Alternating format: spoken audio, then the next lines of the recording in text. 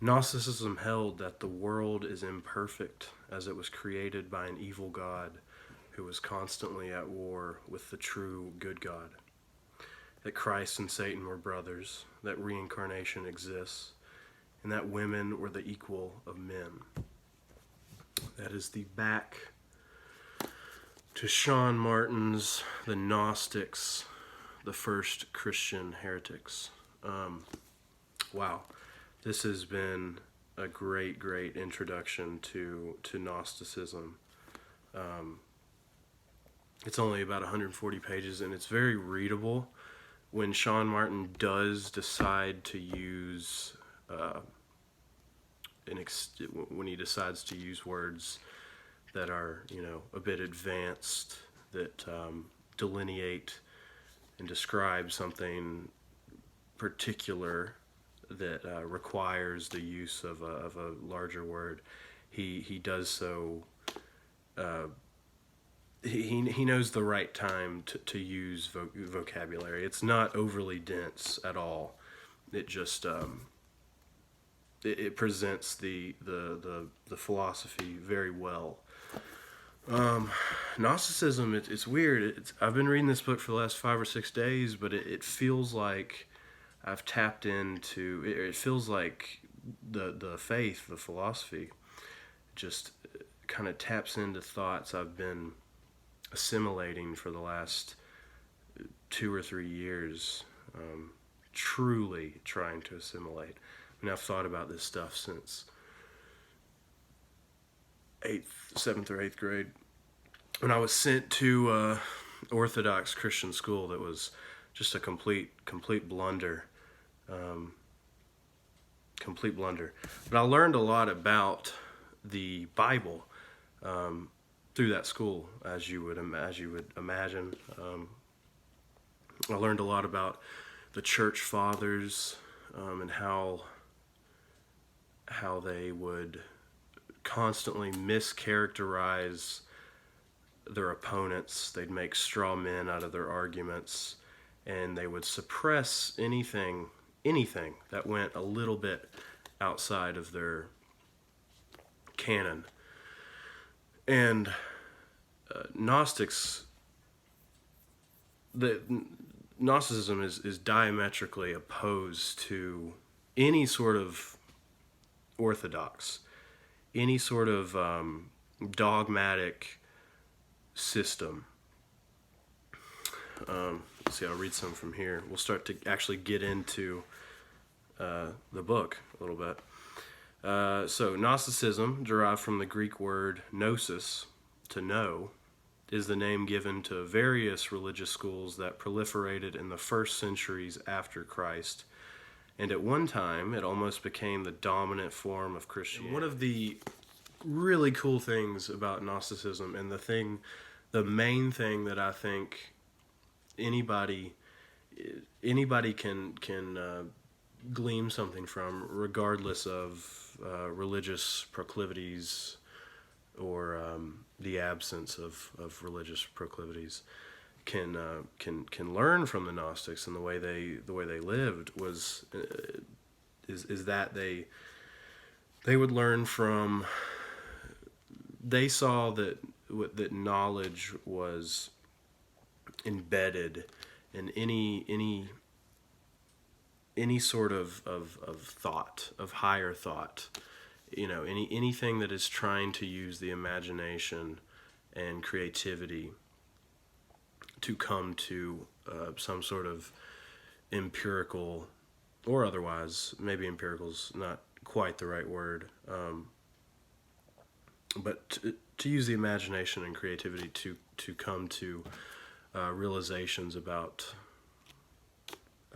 whatever they were investigating, right? So the Gnostics, they had their own creation story that was that was kind of an offshoot of the Orthodox story of Genesis that I'll talk about here in a minute. But they viewed the Old Testament as a book of myth, that there was still things to glean from, but they did not view it as an empirical truth. And actually, a lot of their history, Gnostic history, was not recorded because the Gnostics didn't believe it was salient, that it was pertinent to their continuation, because they knew that those little shards of divinity that coagulate when you stress yourself and you think about something that is unknown to you, and it hurts to think about it, and then through time it you understand it more, and you learn and grow. They knew that feeling, that phenomenon, would always be present in humanity. So they weren't concerned with preserving their traditions. I mean, and their traditions were not like the Orthodox Church was. How it was very, there was a canon. There were things you had to adhere to, or you were labeled a heretic. You were burned at the stake. You were laughed at. You weren't taken seriously, and killed, of course. So the book is set up in a couple different sections. It's got a little prologue that talks about how these texts were uncovered. A lot of the Gnostic texts were burnt and buried and hunted by the great inquisitors of the church. But in 1945, in Egypt, Nag Hammadi, I believe, that's how I've been saying it in my head. I don't know if it's super correct. They found all these texts. They found a lot of things, a lot of different types of texts. Apocryphon of James, the Gospel of Truth, the Tripartite Tractate, the Treatise on the Resurrection, the Gospel of Judas, the Gospel of Thomas, that said completely different things than the Orthodox canon, the Old Testament, the New Testament said. There's many instances in these Gnostic texts where it's Jesus speaking to the same disciples but saying radically different words. Because the Jesus in these Gospels, he believed in the true God, which is unknown, out of reach, unable to be communed with fully. And that's what they aspire to. That's what they look for, and they reach through the hunting of gnosis, of knowledge. And then he believed in the Creator God, which is the God of the Old Testament and the New Testament to a degree, even though the New Testament is quite, it revolves very much so around Jesus. But the Old Testament, Jesus recognized that God and said that is a divine spirit, but it is evil. It is malevolent. It is not true. It is the creator of the material and nothing more. And the true God was the ephemeral and the bridge to beauty. And so it starts that way. It gives you a prologue. I know I kind of went off on a little tangent. It gives you the prologue. Then the first chapter is Gnosticism and Christianity. It kind of compares the two. It shows you the origins of how Gnosticism developed. And then you get the third chapter is Teachers and Traditions. So those are a lot of the first century Gnostic teachers. The first Gnostic teachers. Simon Magus, he's in the Old Testament, but of course simony, I guess that's how you'd pronounce it. The sin of simony comes from Simon here, and the sin of simony is trying to, I think it's to offer, to pay for magical service. And again, all of these things, the church fathers, I can't really say it enough. They would willfully mischaracterize all of their opponents and make straw men of them. Not grasp the complexity of their arguments. So it teaches you about all the early Gnostic teachers, and it teaches you the tradition of Gnosticism, how it didn't have an orthodox. It despised. It actually despised. It was anathema to the Gnostics. They saw salvation as a personal journey that people undergo, and you only get to the finish line by studying all sorts of religions deeply, and understanding that there is knowledge in every attempt at a higher thought.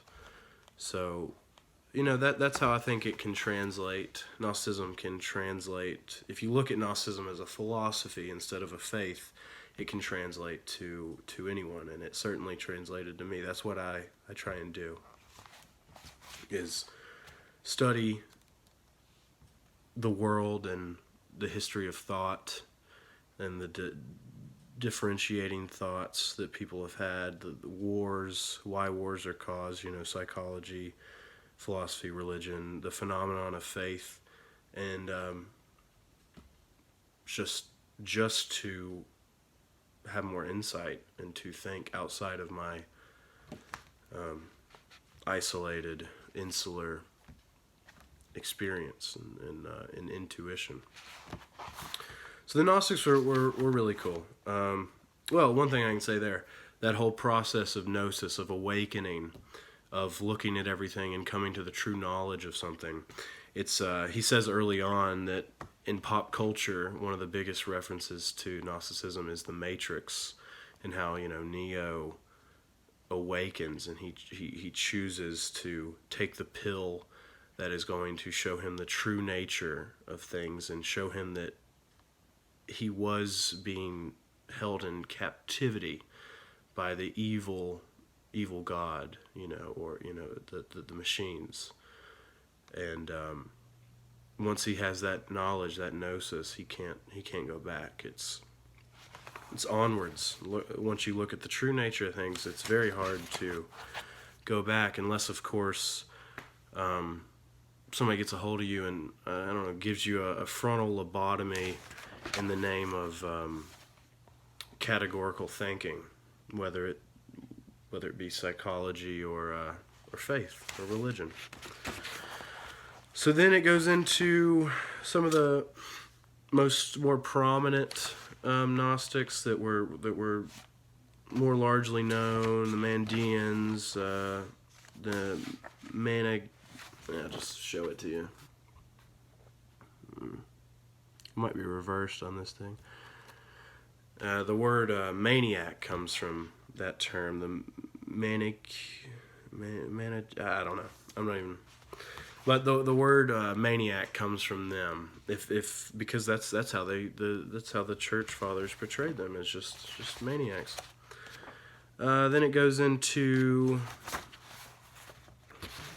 Then it actually goes into some of the texts and some of the Gospels that were recovered, the Gnostic texts and the Gnostic Gospels. I guess I can. Let's see. This is my first book review, by the way. I'm completely improvising this. My first video review. I generally write these, but Jesus would, in these Gospels, these accounts, he'd tell the story of creation. Let's see. Now I'm quoting. Beginning with a description of the true God, describing him as pure light into which no eye can gaze.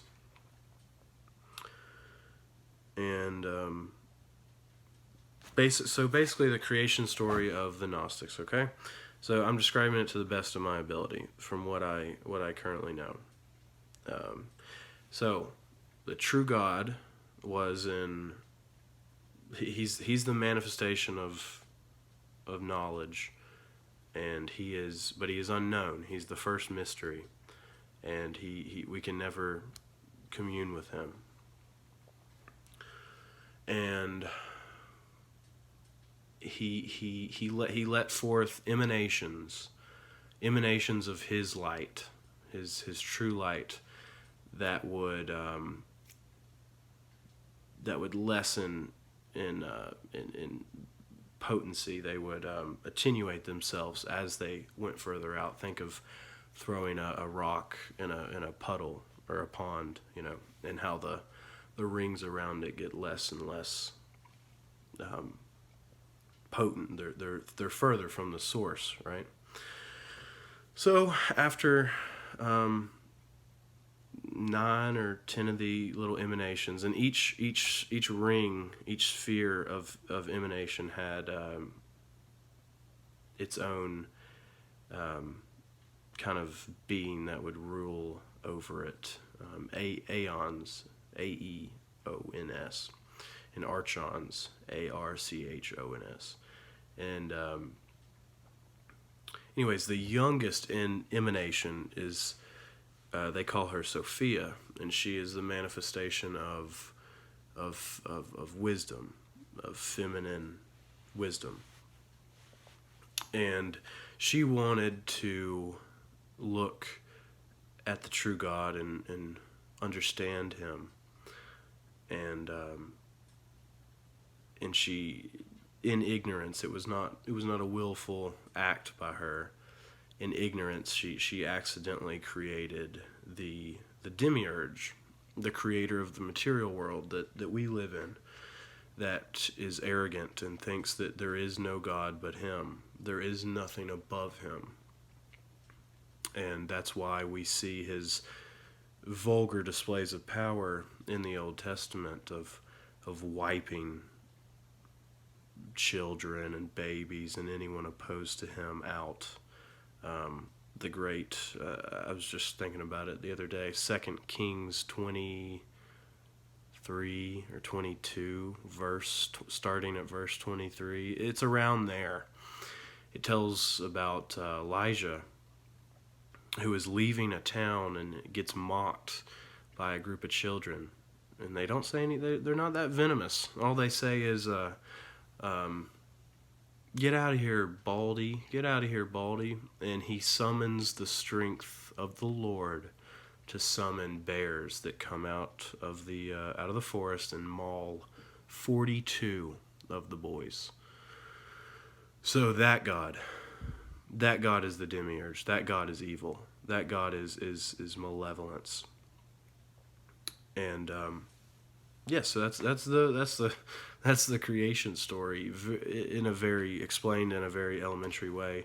Again, I've only been sitting with this for 4 or 5 days, so I'm trying my best to assimilate this. I'm just passionate about it. It makes a lot of sense. One thing I was thinking about the way it describes creation is kind of interesting. It's kind of, in a way, kind of similar to the Big Bang, how there was just this emanation of mystery. We don't know where it came from, just this emanation, and very quickly, in the first 7 or 10, whatever, however many minutes, I can't remember. And I don't know a lot about the Big Bang. I don't know a lot about science, to be honest. But to my understanding, the first 7 to 10 minutes, there were just all these things started to form around and because of this initial emanation, this initial mystery. So it kind of gives a little bit of credence to that thought. Not exactly, of course, but just interesting. It seems more in line to me. Okay. Putting the book down. I'll just keep talking. One thing that has really been on my mind lately, I can't stop thinking about it. When I read it in here, it was just completely profound. So I've been telling you about the creation story. We left off at, the demiurge. Sophia accidentally created the demiurge in her attempts to commune with the true God, and created accidentally this evil, malevolent manifestation that created the material world and bounded us to this anguished existence. So the Gnostics, the way they interpret the story of Eden, the Garden of Eden, Adam and Eve, is very, very interesting. They look at it. They look at the serpent that is usually, in the Orthodox, is ascribed qualities of absolute evil. They equate it with Satan and Lucifer and everything dark. The Gnostics look at the serpent. Some of them look at the serpent as Jesus himself.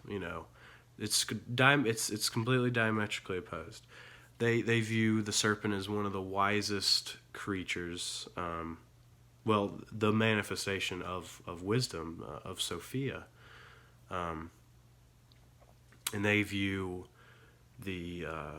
how the serpent spoke to Eve and got her to eat from the tree of knowledge, good and evil, not as the fall of man, as Orthodox Christianity proclaims, but as the awakening of man and the start of their slow climb towards truth.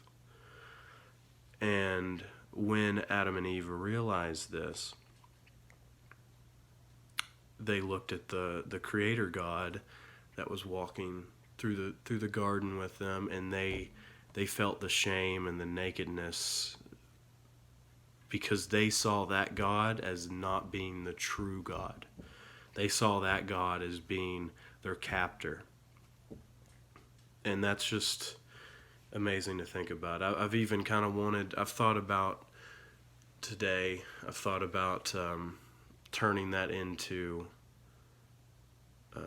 like a film. I think that'd be really good. Starting from the creation story, the Gnostic creation story of the emanations and the mystery and all the different beings that each ring erected, down to Sophia and her little drama inside of her, just innocently wanting to commune with God, accidentally creating the most vile creature to ever exist, and then ending with Adam and Eve in the garden and the serpent, and realizing that Creator is not the true one. It's a lot to think about. I think that could be really cool in film. So, and there's more texts in Gospels. There's there's a lot. There's a lot, man. The Gospel of Judas Iscariot. That's a really good one. He is also he's almost the Christians kind of, they're Satan. They despise him probably above everything else, and then Judas. He's a lot of hate, a lot of detested thoughts are thrown towards him. And the Gnostics write in the Gospel of Judas that Judas was Jesus's most intimate disciples and understood his teachings better than anyone else, and that Jesus got Judas to turn him in, basically, so that Jesus could be put back in communion with the true God, to leave this material world. It wasn't a it wasn't a betrayal. It was an accommodation, you could say. And Gnostics believe that this was labeled, this heretical or this heresy was labeled as a Docetism, Docetism. And it's basically the teaching that Jesus did not suffer on the cross, that basically his body was just an apparition, that his true self was not suffering, was not feeling any pain. So, and of course, the Orthodoxy can't have that. They need Christ to be tortured. I could keep going. I mean, I could keep going. They're very, very interesting people. Interesting philosophy. So after the text and gospel section, about page 107, it gets to influence and legacy. Gnosticism was kind of killed off and buried for a number of years, just because they were persecuted, they were hunted, they were slaughtered. But then the church called it the Great Heresy. As Europe sank into the Dark Ages, what vestiges of Gnosticism that were left seemed to have gone largely underground, if they were not extinguished altogether. And then it goes on to describe how in the high Middle Ages, which would be what, around 972, Gnosticism came back. And of course, it was hunted and persecuted and destroyed again.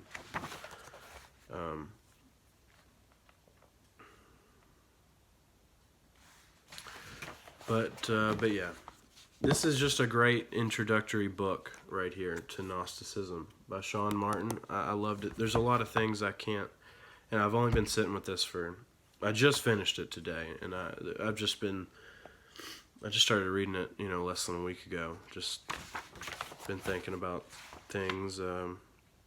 So I'm sure I know I've given you kind of a second, third, or fourth rate analysis of this book. It's a really cool concept that hopefully this video just kind of inspires you to explore a little bit more. I will mention some of the influence and legacy that Sean Martin sees Gnostic through lines in are some figures like Voltaire, Goethe, William Blake. William Blake explicitly said he was a Gnostic. Voltaire used Gnosticism as a weapon in his logic against religion. Goethe, he used it quite a bit. Faust is a pretty Gnostic tale. I don't want to spoil anything, but especially the ending, how things resolve, is pretty Gnostic. Then it goes into the existentialist, how Gnosticism permeated existentialism still, mainly in its kind of agreement that the world is a prison, and that this material world and the gods of any religions that proclaim proclaim to be known and to speak definitively through people are false. Goes into some of the cult revival, stuff like that, which I've been interested in like a year or so ago, but not so much anymore. And then it goes into Jung, Carl Jung. He was a proclaimed Gnostic, and actually when the Gnostic texts were uncovered, he was one of the first to get his hands on the text, because people knew he was very interested in it. By the way, I mean, how was he interested in it if the texts were uncovered in 1945? Well, there were some texts that survived, but they were very small. Most of the understanding of Gnosticism came from what the church was saying about it, which, again, mischaracterized the philosophy. And there was a little bit of primary sources that survived. But in 1945, all this kind of opened up. There's a lot more understanding and study of the Gnostics. And then he talks about Gnostic themes in literature. Hermann Hesse's Steppenwolf and Demian, Moby Dick, Kafka, Melville, Moby Dick, Kafka. Philip K. Dick, which I've never read, but know of him. Do Androids Dream of Electric Sleep, Blade Runner. Apparently he was Gnosticism kind of flowed through his speech or his work quite a bit. Into film, The Matrix. And yeah, that's kind of it. This is my first kind of book review. This was definitely scattered and unedited, but I'm gonna hopefully improve. I usually write my reviews. This one I just sat down and wanted to go for it, so I will. I'm gonna experiment with a couple different styles of making these. I'm gonna try to see what it's like if I have the write a review first and kind of have my laptop pulled up beside the camera and kind of read from it and maybe edit a little bit. I'll try that, but this one I just wanted to shoot, just improvised. What is this? About 30 some minutes. So if you've gotten this far, that's quite a thing. But definitely highly recommend this book, Sean Martin, The Gnostics. If you have any interest in the Gnostics, if you have any interest in just understanding our innate proclivity to existentialism, to questioning why we're here and what we're doing, I think studying religion and differing philosophies in general is gonna be the key to moving through life and to finding meaning. And Gnosticism is one discipline you should not overlook. If anything, I've said in this little diatribe against the church, part veneration, about the creative power of the Gnostics and their erudition. If anything I've said has interested you, seriously, go check it out. It's an easy read, 140 pages. I got this at a used bookstore for a couple dollars. I don't know how much it is on Amazon, but yeah. Let's see. I think that's it. One thing I forgot to mention, and it kind of kills the pace of I just gave a conclusion, but I think it's very important, is that in Gnosticism, women were the equal of men. They were teachers of the faith. They were missionaries. They were held in equal respect, and I think that is testament, really, to the power of the philosophy, of the faith, of the belief. The fact that they saw past what the zeitgeist was telling them, what the spirit of the times were telling them. They saw past that. They exalted women as their equal, and I just thought I should put that in there. Yeah, check it out. Thanks for watching. Expect more videos. I've picked up a couple books lately and hopefully going to get some more tomorrow. So when I get back tomorrow, I might put up a little book haul video. Those are kind of fun to do, I think. And yeah, expect more. To everybody on this channel that knew me from the videos I used to make that are not on this channel anymore. Hello, welcome. Would love to read your comments and get back in touch with you guys. And yeah, hopefully this hasn't been a utter waste of your time. Have a good one.